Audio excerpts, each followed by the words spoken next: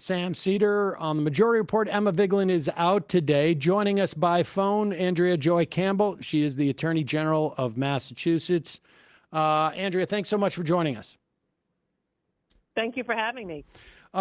You are one of 26, is it 26 or 25 attorney generals that are suing, along with, I guess, some governors, the USDA. Walk us through what the grounds are of this suit and what you're seeking. So first of all, thank you for having me. Yes, I'm proud to lead a coalition of, it's 25 other states, so 22 other AGs and 3 governors. Okay. And the 3 governors are attached themselves to our lawsuit to get relief for their constituents because they have Republican AGs that unfortunately are not joining any of our lawsuits when it comes to federal accountability or Trump accountability. So we filed this lawsuit yesterday here in Massachusetts. We have a hearing actually scheduled for tomorrow. And the goal is to get the court to push the administration and to require the Trump administration to not suspend SNAP benefits to our respective states on November 1st, and to ensure that SNAP benefits continue to flow to our residents. And we're talking about 42 million Americans across the country, mostly children, elders, or people with disabilities. And here in Massachusetts, more than 1 million people depend on these food benefits. And so we're fighting the fight with the hopes that the court agrees with our legal arguments to turn this funding, or to ensure the funding continues to flow on November 1st and past November 1st. So what is the nature of the relief that you're seeking? Is it to enjoin, is it to force the Trump administration to use these contingency funds? Is it to enjoin them from not using them? How does that, what exactly is the specific ask? And then we'll go into the sort of statutory basis of this. So the ask is to get the court to mandate and require USDA and the Trump administration to continue SNAP benefits in our states past November 1st. Right now, the USDA has said during this government shutdown, they are going to suspend SNAP benefits for all of these Americans across the country starting November 1st. So we sent a letter even before filing this lawsuit asking them for further clarification and why they were doing this. We got no response. So we filed this lawsuit to demand not only a response, but that they continue these SNAP benefits on November 1st and past the 1st. So the statutory basis of this is, as far as I can tell, a function of either the Administrative Procedure Act or the Food and Nutrition Act of 2008.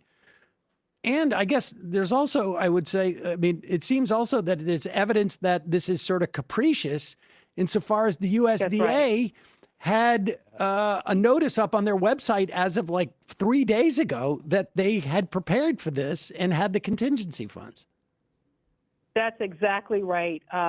So in our lawsuit, we make several claims, but one in particular is that suspending these SNAP benefits is not only contrary to law, but it is arbitrary and capricious under this Administrative Procedure Act, and that we got no clarification to our states as to why they were suspending these benefits. And what's further just horrible, to say the least, is that this has never happened in the history of our country. Even during government shutdowns, administrations previous to this one have always used reserve funds to fund SNAP benefits.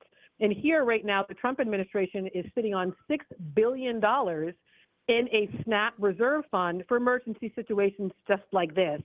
And then, of course, Congress has authorized these funds to exist and to be available, and they only have the power to take it away. So they're violating also the congressional authority here, as you mentioned. Give us a sense of the implications of SNAP funds being cut off in Massachusetts, but this will be replicated across the country. Absolutely. So we're talking about over 42 million Americans across the country that would be left without assistance to buy food. and specifically here in Massachusetts, it's more than 1 million people, and nearly 60% of that 1 million are children and seniors, and over 30% are people with disabilities. So we've been stressing that hunger is not a political issue, it's a human crisis. Frankly, organizations have been looking to deal with food insecurity for decades. And so we absolutely need the federal government to be a part of the solution in addressing food insecurity. And I would just add, here in Massachusetts, we've been stressing it's not harm just to SNAP recipients. It also would affect our economy here in Massachusetts. We're talking about millions of dollars, close to $240 million per month that we receive from the federal government to provide these resources for our families. This is hundreds of thousands, or maybe even thousands actually, of grocers and merchants that accept SNAP payments for food purchases, that rely on these payments to keep their businesses going. These are local governments, of course, and food pantries that would be absolutely strained if we don't get these SNAP benefits continued, or schools that would also be in a very terrible position if we don't get this money turned on past November 1st, because, of course, they will then be responsible for trying to feed children that are hungry. So it's a ripple effect that affects so many stakeholders in our state, our residents, and our economy. And this may be a little bit outside of your portfolio, but my understanding is that for every dollar spent in SNAP benefits, it creates about a $1.50 in economic activity because, the SNAP beneficiary pays the grocer then goes and buys other stuff. That's right. Pays their employees. And we should also say, my understanding is that it is inflationary to cut back on SNAP payments, in that grocery stores are a volume business. And so if they lose volume, they've got to make up their overhead stays exactly the same, but they've got to make up that difference by increasing their prices. That's exactly right. I couldn't have said it any better, Sam. And we've been stressing it's not just an individual or a family that would lose here and create just horrific conditions, especially before the holidays for our families. The economic impact would be severe. And we already know we're in an affordability crisis. Everything in the country, including in Massachusetts, is too expensive. Groceries are too expensive, child care services, housing, you name it. And so we've been doing everything we can, including in my office at the AGO, of addressing issues of affordability and consumer protection, doing our best to reduce prices. We want a federal government that is a part of the solution here. And unfortunately, they continue to create more problems for us and more angst and anxiety for our families. It seems easy. I mean, it's easy to forget the direct implications of this. Have you got, when we start getting into the conversation about the legal principles at issue here and the economic principles, but is your office, I would imagine there are other agencies in Massachusetts, and again, I imagine this is happening in states across the country, where you're beginning to hear from advocates of low-income folks, of people who work in the food bank, in food banks and NGOs, like how sort of how much sort of like just human misery is going to be is this lack of SNAP benefits going to create? It will be devastating, to say the least. And we as a state cannot close this gap. We don't have enough resources to cover the shortfall that would exist on November 1st and millions of dollars to feed our people here in Massachusetts. And so we saw an incredible coalition that stood with me yesterday in filing this lawsuit. And that coalition made up not only the food pantries all across Massachusetts that were already strained, seeking to, of course, get relief here for their families and their constituents and clients. We saw folks from our church community also show up, because many churches, of course, provide food services and food for our residents. In addition to that, we saw folks from the healthcare space, pediatricians, doctors, nurses, absolutely concerned about food insecurity, because they know if folks don't have enough food to eat, it leads to ridiculous and horrifying health outcomes, especially for our children and our elders. which then, of course, would put a strain on our public health system, on our healthcare institutions and providers. We saw school leaders also show up, and every elected official, I think, in this state is showing up. And we've been saying this lawsuit and this federal accountability work we are doing is not about politics. This is about real people that would suffer. And when we do this work of filing lawsuits against this administration, it's not personal. We're delivering resources and relief to folks regardless of what letters by their name. We don't care if you're a Democrat, Republican, Independent. We see human beings that would go without food, especially our seniors, especially our children, our most vulnerable. So we'll keep holding the administration accountable to deliver for them and do it in partnership with all of these stakeholders who also are very afraid of what would happen to their respective ecosystems, including public health, public infrastructure, of our economic businesses, as you described. All of that could go under if we don't get this resolved. And so is this, which court is this sitting in, the hearing that you're going to be having? And I assume the idea is to get some type of sort of like injunctive relief, right? That would go into effect immediately, because we're at October 30th as of tomorrow. That's exactly right. We filed a complaint as well as a temporary restraining order.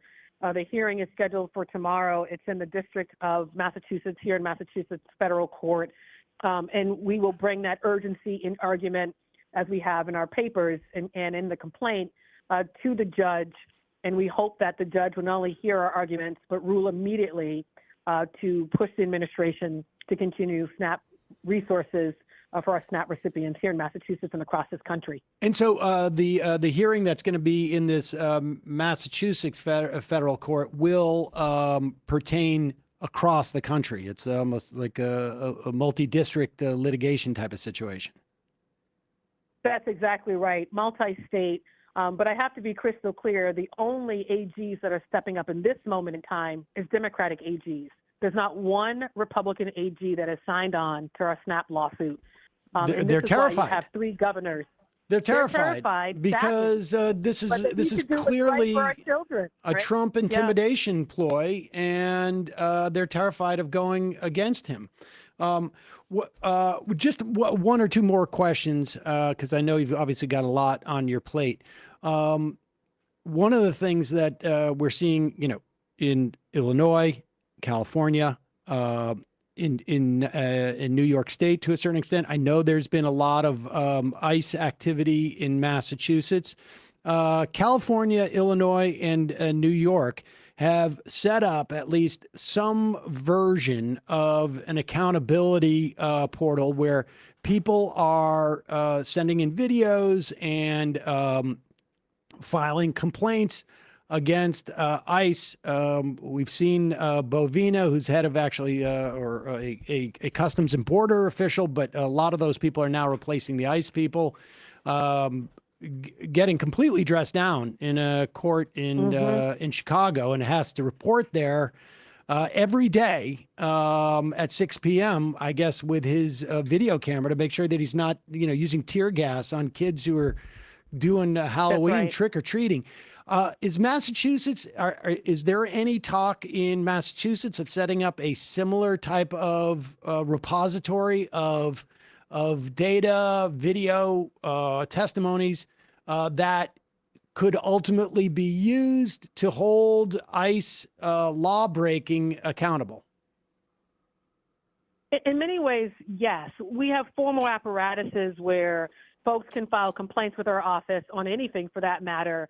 We're trying to ensure that folks are getting this information in real time, even on social media. So I encourage folks to follow us at MassAGO or AJ Campbell MA.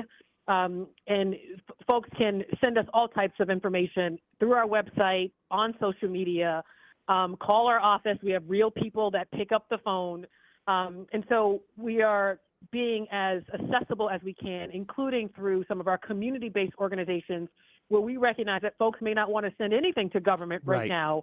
So working closely with community-based organizations through our Immigrant Advisory Council and continue to get that information out there. And I will just say I am in personal contact and have been since the outset with AGs across the country when it comes to this Trump administration and federal accountability work.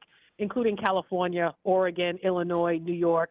We're following everything on ICE, National Guard. We're prepared here in Massachusetts. Of course, we hope they don't come here, but we're absolutely prepared to protect our people. That's good to hear. Andrea Joy Campbell, Attorney General of Massachusetts. Thanks so much for joining us. And I am being told by people who are IMing me that I said attorney generals as opposed to attorneys general. And so I apologize for that.